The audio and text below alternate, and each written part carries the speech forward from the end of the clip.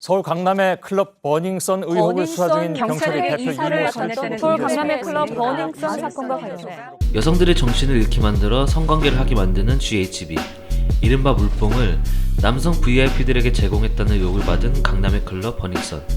결국 문을 닫게 되었습니다. 이 일로 클럽에 대한 이미지가 안 좋아지거나 클럽에 가기를 꺼려하는 분들이 많아졌는데요. 오늘은 성관계를 위해 체험제까지 제공해가며 VIP를 극진히 대접하는 오늘날의 유흥클럽 씬이 어떻게 이렇게 형성된 것인지 알아보겠습니다. 우리나라의 유흥클럽들은 도대체 어디서 나왔을까요? 그리고 어떻게 변해서 지금의 이 모습이 되었을까요? 구독자분들 중 90년생 이후에겐 생소할 수도 있는 오렌지족. 8, 90년대 20대 압구정 현대아파트 등 강남에 거주하는 상류층 부모를 둔 일찌감치 유학생활을 하며 해외의 놀이문화를 소비하고 한국으로 들여온 사람들입니다. 80년대 후반 오렌지족이 가져온 외국의 밤문화는 이태원 문나이트와 라임나이트, 홍대의 다양한 라이브 클럽을 거쳐 클럽의 최초기 모델로 알려진 홍대 힙합 클럽 마스터플랜을 탄생시킵니다. 강원래, 구준혁, 양현석, 현진영, 김성재, 이현도 등 국내 신진 문화를 선도하던 사람들도 당시 문나이트 등 이러한 클럽에서 발굴이 되었죠. 오렌지족 시대에 형성된 파티 문화가 발전하여 2000년대 초반 MI와 마트마타라는 클럽이 한국의 본격적인 일렉트로닉 음악 파티의 시대를 열게 됩니다. 캐나다에서 놀다 온 사람들이 만든 프로덕션을 통해 을지로, 워커힐 호텔 등지에서 간헐적인 레이블 파티를 열면서 현재는 빅네임이 된 칼국스, 골디, 에릭 모릴로 등을 내한시키며 레이브 파티의 초석을 만들어냈다고 평가됩니다. 2004년쯤 홍대 MI와 마트마타가 합쳐져 MT로 이름을 바꾸는데요. 이 클럽에 정우성과 이정재가 놀다 갔다는 소문이 퍼지면서 엄청나게 유명해졌고 홍대의 본격적인 클럽 전성기가 펼쳐집니다.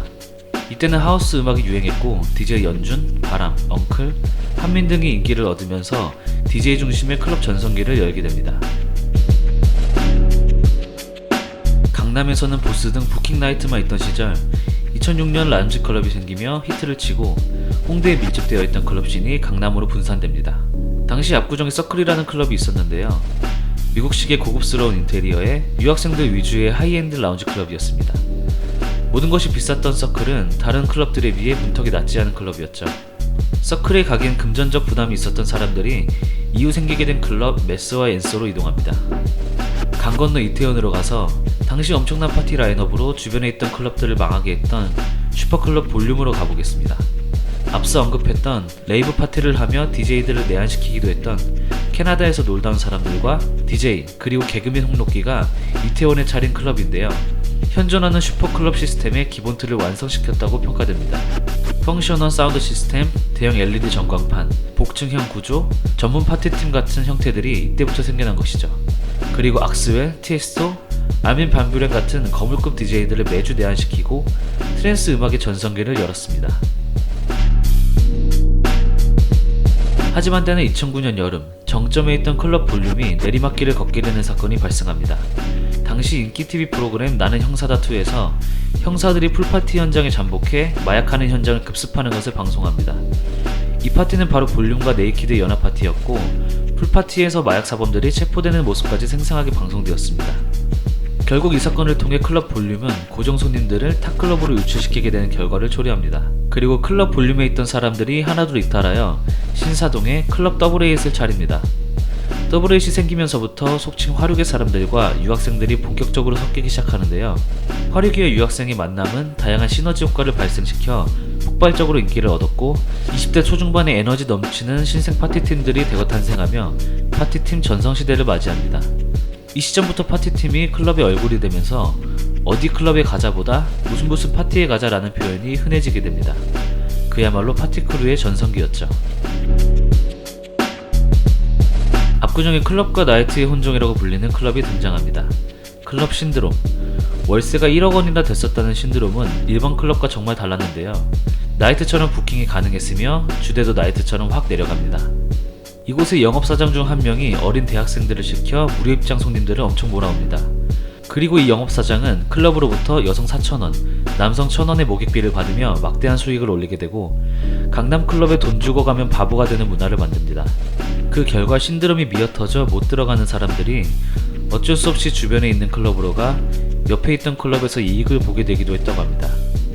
이에 고가 정책을 유지하던 클럽 엘루이와 에덴이 큰 타격을 입은 후 망하고 대부분의 클럽이 저가 정책을 펼칩니다.